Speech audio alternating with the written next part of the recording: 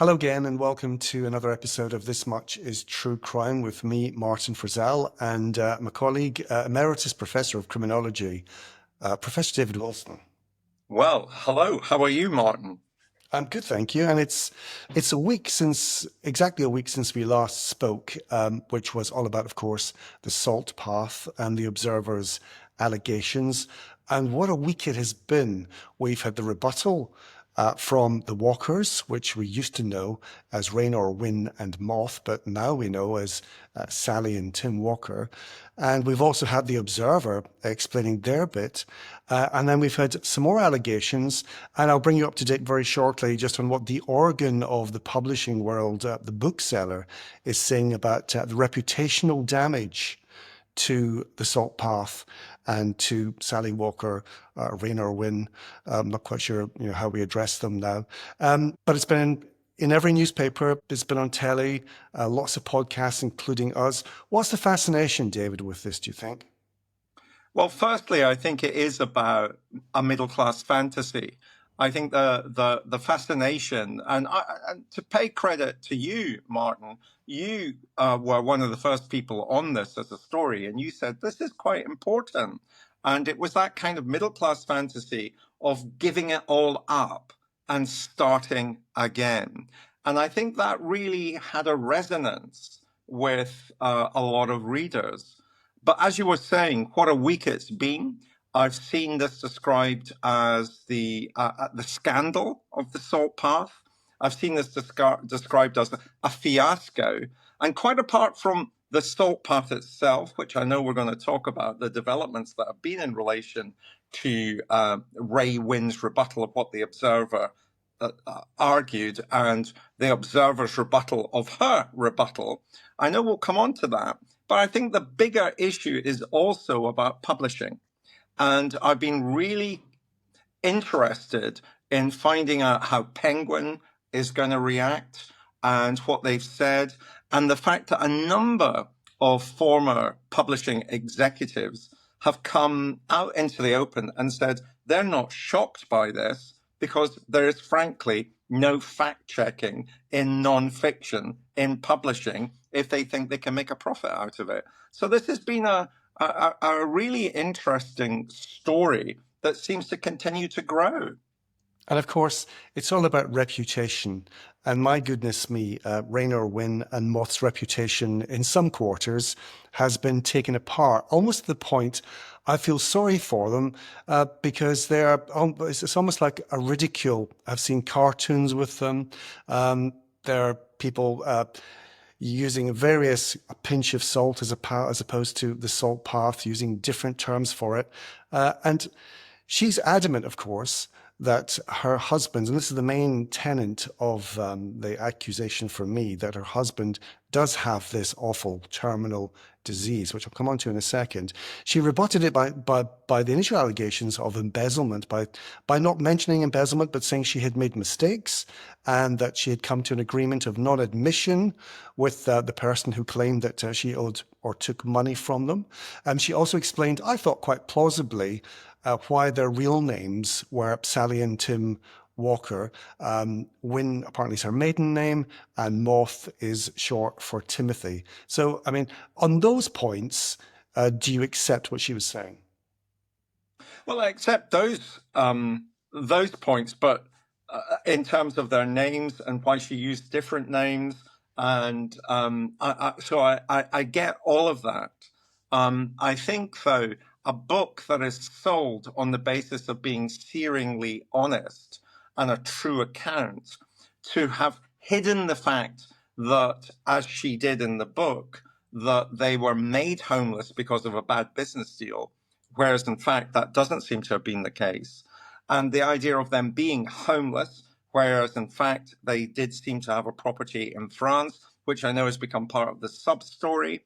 All of those things, for me, undermine the book itself as being nonfiction. And then, of course, there is the whole issue about her rebuttal in terms of saying Timothy Moth really does have CBS, corticobasal syndrome, or corticobasal degeneration, CBD. However, there does now seem to be, from the things that she's put into the public domain, there's an acceptance that this is atypical. It's an indolent form of the disease, which would explain why he is still alive 18 years after.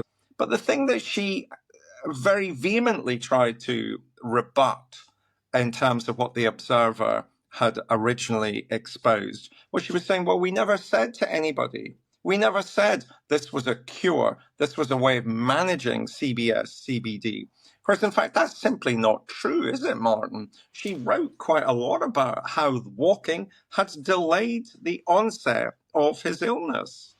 And what the Observer had, of course, they again they're doubling down. They're saying that they never alleged that he hadn't been diagnosed with this dreadful disease. What they're saying is that they've spoken to 9 neurologists and researchers who say, when you say atypical, basically people who don't know what atypical means, they might think it means kind of typical. No, it means not normal. It means not typical. And so they say what he is going through is not typical because his symptoms first showed 18 years ago or so. He's been given this diagnosis, but they would expect someone with that kind of diagnosis and set of symptoms to last maybe 6 to 8 years. The fact that he's still on for 18 years is completely puzzling for them. They've never seen that before. And that's why clearly people are just wondering, well, how could you do that? For the purposes of transparency, my wife has a book coming out this week, actually, which includes a lot about her brain disease. She has Alzheimer's. And we had a house, we used to live down on the Salt Path or the Southwest Coast Path in a lovely village called Burton Bradstock. And Fiona, before she ever, contracted symptoms or was certainly diagnosed with Alzheimer's, she and I and the children, we'd walk on that part of the Salt Path. And can I just say, I mean, even for a Sunday afternoon stroll, you come back knackered because it's not a path really, it's cliff walks. Lots of cliff walks. And right beside where we were is Golden Cap, which is the highest cliff in the south of England. So almost certainly the highest cliff, I'd have thought, on the whole of the Salt Path coastal walk. And believe me, you need all your energy to get up that thing and back down. So the thought of someone who had, and obviously had been showing for many years before they attempted this walk, some sort of illness, is, I don't know how he did it. I find it incredulous and great. And I feel, really great for them that perhaps, there's something they've done that's allowed him to do it. But what I can't accept and what I think is not fair is for any suggestion, whether it's from Raynor Winn or anybody who reads the book, to take away from it that this is a cure of some kind for a dreadful brain disease. Just getting out and walking, wild camping, walking the path is going to cure you. It's not. And yet she did say this. She tried to rebut, saying that she had never suggested that. But in fact, if you read what she has written, it is constantly mentioning the fact that Moth is getting better as a consequence of doing the walk. And that, I think, is... Well, I've got that here, David. I've got it in her latest book called Landlines. And this is what she says. After 200 miles of walking over endless headlands, carrying everything on our backs, Moth's health began to improve in ways that should have been impossible. His gait became almost normal, his thoughts cleared, his short-term memory sharpened, and movements that had been almost impossible before became easy. Now, listen, reading that, I'd almost just put Fiona in the car and say, right, let's get down to the cliff and see if that can help you. But of course, it's not. And I mean, for those people who don't know, you're saying Fiona. It's Fiona Phillips, and the book that she's got coming out this week is Remember When: Living with Alzheimer's. And with that strange synchronicity in the past 7 days, I happened to be on Amazon, and Fiona's book was at number 1, and The Salt Path was at number 2. And I thought, my gosh, this is, and obviously, in Fiona's book, which you've written 24,000 words in, that's the truth.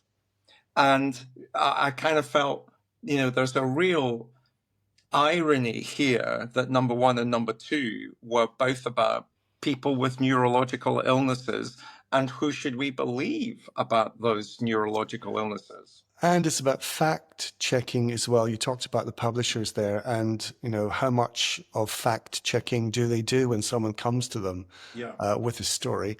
And just with Fiona's books, it was serialized in the Daily Mail and Mail on Sunday and the Daily Telegraph there. And despite the fact that Fiona, myself, and Alison Phillips, who helped us write the book, who's the former editor of the Daily Mirror, three senior journalists, both the Mail and the Telegraph came to us for more information, just saying, now, I know you've written about this. Can we just check this? And can we just check that? So they were, that's the way we do things in journalism.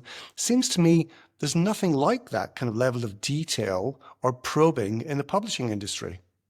And in the Observer this week, we're recording this on the Monday after the Sunday.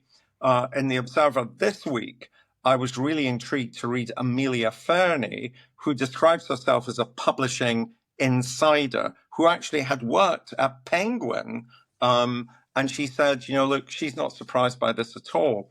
And when she said in her article, I phoned up one or two other executives in other publishing firms about what they thought about what had happened in the Salt Path. And she said, she quotes one person as saying, "There, but for the grace of God, go our publishing firm." And her argument was, look, there's a real issue about fact checking in publishing, and this should be taken as an opportunity to try and put their house in order. But, you said something that really pricked my attention. You said you felt a bit sorry for Raynor Winn's Sally Walker. And you said because she has become a figure of ridicule. And, that's not a comfortable place to be either.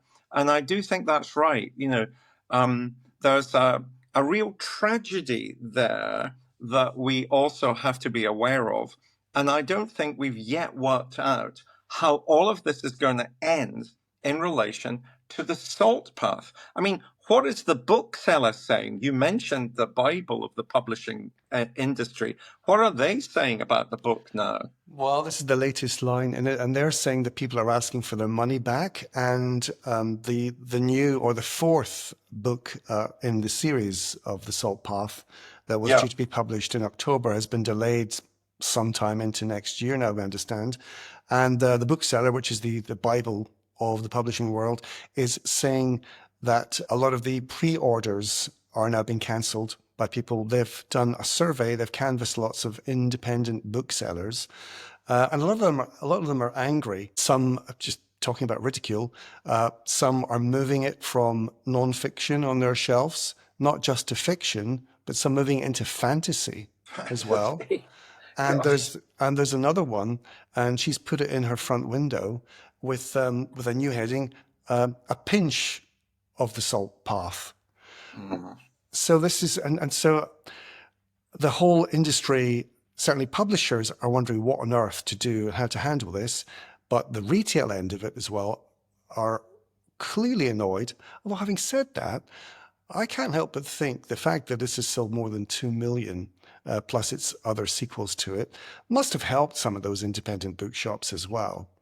But clearly it's a question of trust now, isn't it? I think they'll probably do a little bit of business from people who haven't read the book, who want to read the book to see what it's all about. I was also thinking, David, how do they get out of this? It's almost like he said, she said. The Observer aren't really going to retract too much more on what they've done. She said that the health things are not true. She won't admit the fraud or the embezzlement, but she said she made mistakes. I'm just thinking, is a way out of it for her to write a prequel? How did they get into this mess in the first place? But who would buy it?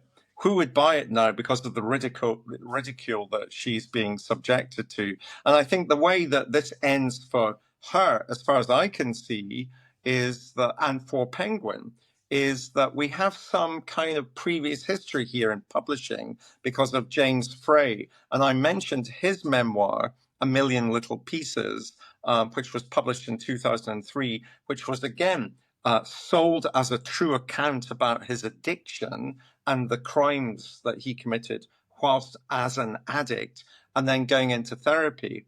I mean, that was an Oprah Winfrey Book of the Month, and so it stayed on the New York Times bestseller list for 15 weeks. Ultimately, when that unraveled as not being a true account, but often invented and made up, that publisher ended up settling for something like $2.5 million. And people who had bought the book, who made a statement saying, we bought this book believing it to be a true account, and therefore there has been a fraud perpetrated against us, got their money back. And so I imagine a way that this is going to end in relation to Sally Walker is about the contract that she signed with the publishing firm, in which she must have said in her contract that what she was saying, describing in the book, was authentic, related to their reality. And this isn't their reality as in, this is my truth. It's a reality in terms of it being the truth, not their version of the truth. And so we're into misinformation. We're into the contract that she signed. And I imagine somehow that's how this will end for them. And the waters have been muddied even more this week because another person has come out of the woodwork by the name of Bill Coles, who was a businessman who made a lot of money, and sadly his wife developed cancer, and he picked up Salt Path, and he loved this story.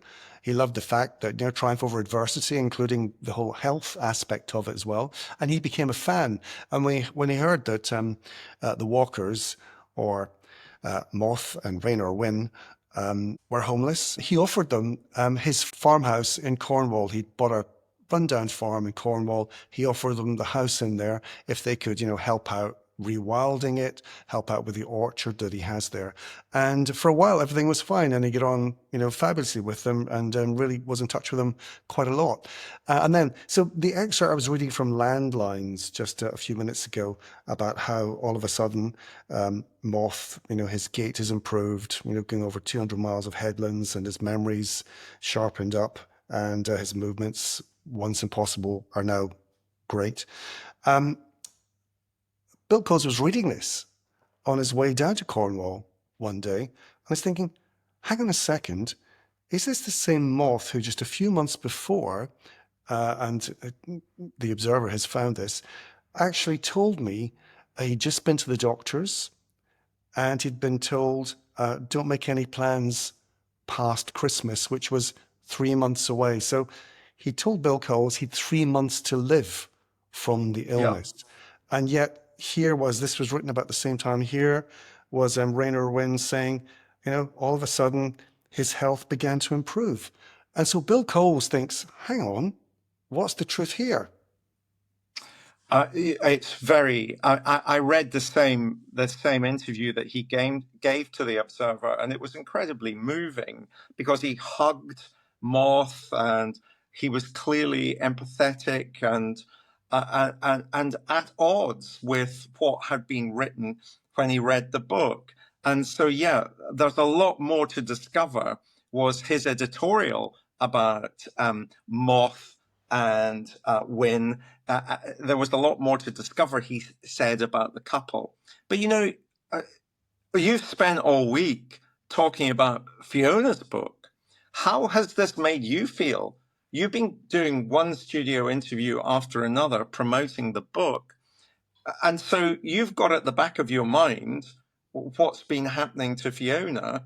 How has what you've read about the Salt Path impacted on your feelings about what you're describing in relation to what's happening to your wife?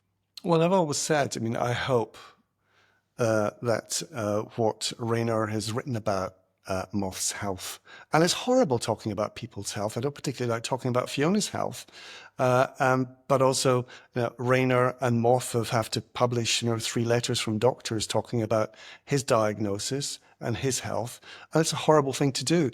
But when you're putting these things out to the court of public opinion, then you have to be, aware that, if it's not true or if people want to probe it, you're going to have to explain it.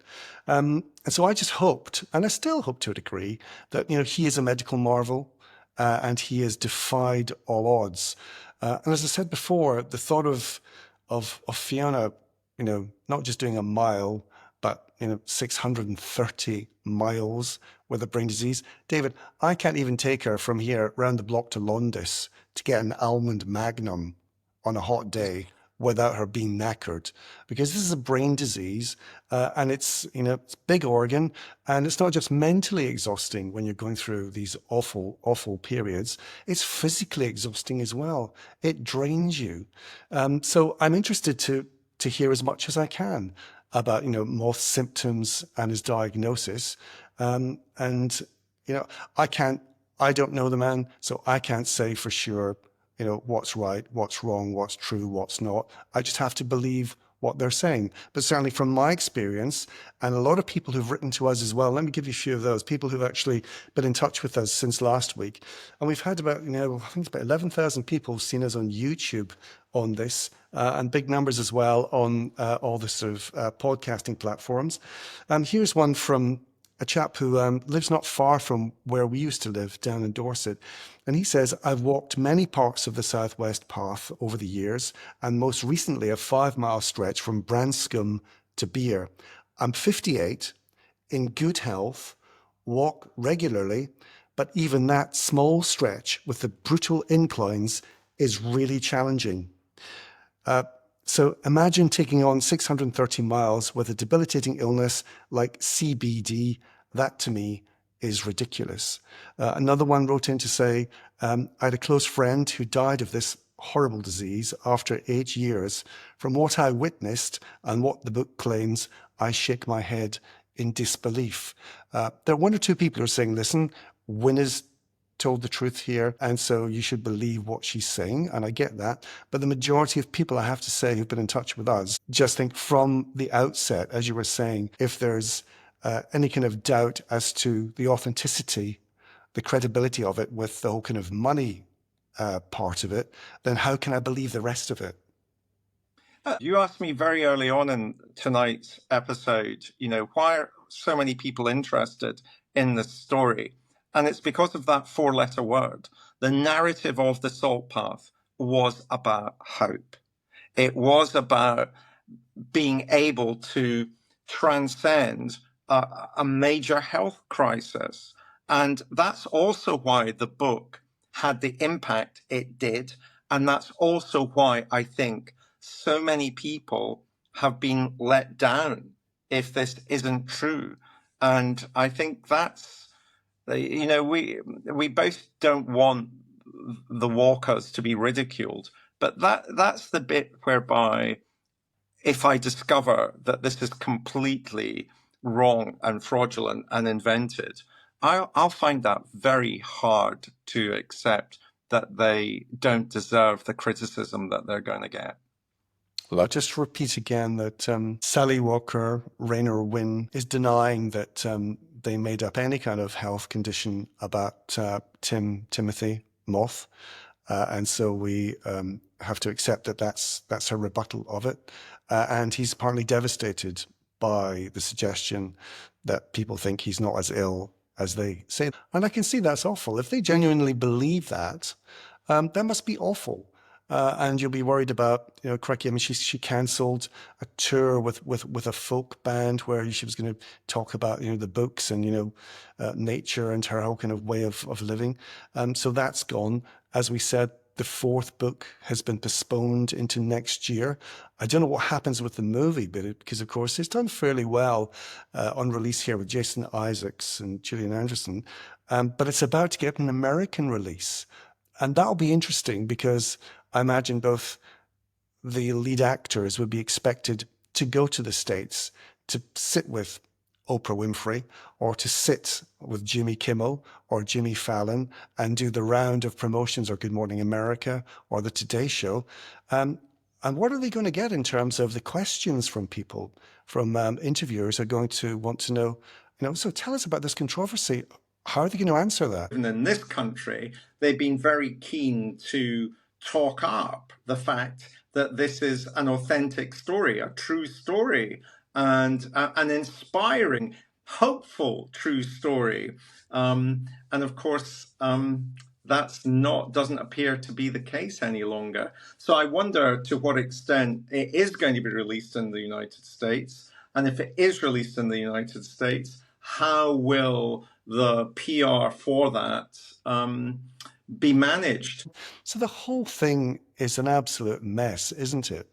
And what I don't like, David, is that some people are just enjoying this with too much glee. They actually quite like the idea that these people have been taken down a peg or two, as we said, ridiculed, or, I'm not saying they're going to be bankrupted, but there are some people, who are not sad about this. And it's called Schadenfreude. And British culture has always had Schadenfreude as part of its DNA. It still to this day amazes me that people slow down to get a good view of the accident on the other side of the motorway.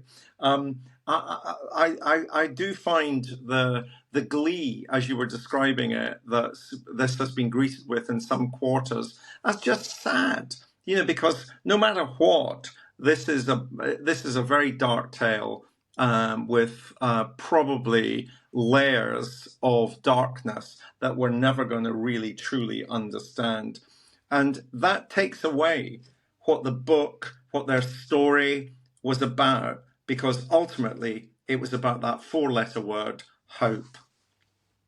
Well, on that, we'll end it, and I'll just say again, I genuinely hope that that Moth survives longer with his illness. It must be awful to have people challenging you with these things, and it's horrible, if not at times, all the time, to deal with this thing. So I hope his health lasts for, another 18 years, if it can. But on that, David, until the next one, bye for now. Take care.